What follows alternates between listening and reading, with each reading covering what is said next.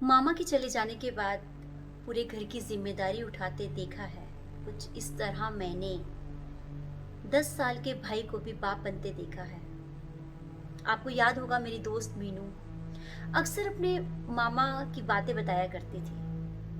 बहुत लगाव था उसको अपने ननिहाल से। एक दिन अचानक उसके मामा चल बसे, पीछे छोड़ गए अपने पूरे हरे भरे परिवार को। 10 साल का बेटा, घर में सबसे बड़ा, 4 भाई बहन, सीधी सादी भोली सी माँ, बूढ़े दादा दादी, इन सब की जिम्मेदारी आ गई उस 10 साल के बच्चे पे।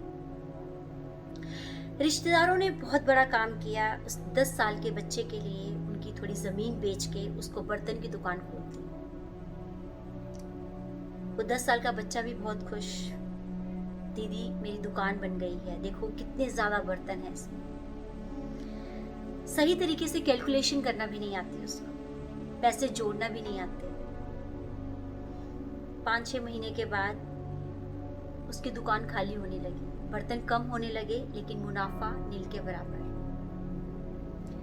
फिर रिश्तेदारों ने बहुत एहसान किया, थोड़ी जमीन और बेच के उसको बच्चों के कपड़ों की दुकान खोल दी। अक्सर उसकी दुकान से लोग आया जाया करते, लेकिन बच्चा समझ के कोई उससे कपड़े नहीं लेता।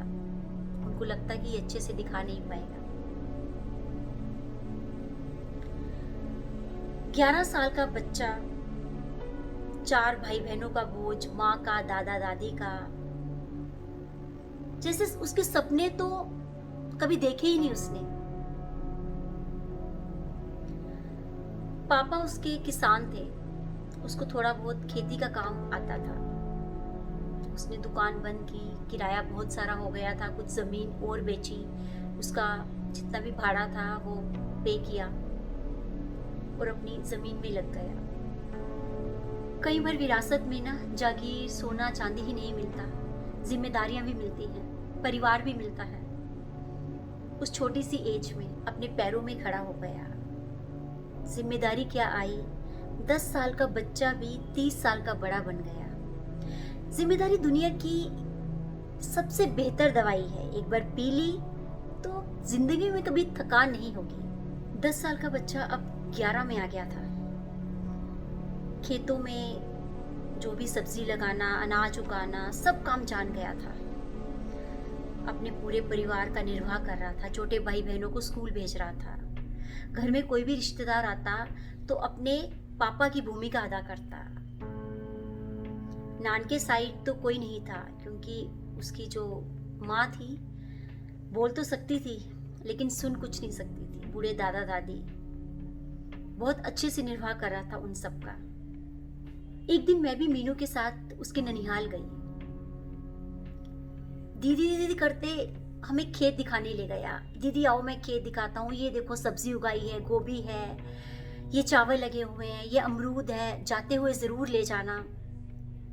बहुत खुश था वो अपनी जिम्मेदारियों को निभाने में, बहुत अच्छे से हमें दिखा रहा था सब चीजें। ये मेरा घर है, ये देखो ये भाई सारे स्कूल जाते हैं मेरे, ये दादा दादी हैं, ये मेरी माँ है। जितना दुख था ना अंदर, उतनी ही चेहरे में खुशी थी उसके, लेकिन उसने जाहिर नहीं होने दिया। आज भी अगर मैं देखूं उसका वो परिवार, उसके भाई बहनों की शादी हो गई, सब अपने अपने घर सेटल हो गए, लेकिन आज भी वो उन्हीं खेतों के सहारे अपनी जिंदगी, अपने परिवार का निर्वाह कर रहा है। अपना बचपन खो दिया, अपनी जवानी खो दी उस परिवार के लिए। कई बार हम जिम्मेदारियों के बोझ के तले इतना दब जाते हैं ना कि हमें अपनी खुशी का एहसास ही नहीं रहता। ये वीडियो बनाने का मेरा एक ही पर्पस है कि आज इस कोरोना काल में आपने देखा होगा कितने ऐसे परिवार हैं, कितने माँ बाप हैं जो अपने बच्चे छोड़ के चले गए। उन बच्चों को भी इस जिम्मेदारियों के बोझ के तले मत दबाना। आगे आओ, उनकी जिम्मेदारियां अपने ऊपर लो। उन बच्चों को उनका बचपन जीने दो, उड़ने दो, उनको हंसने दो, खेलने दो। क्योंकि अगर उनका बचपन चला गया तो जिंदगी में ना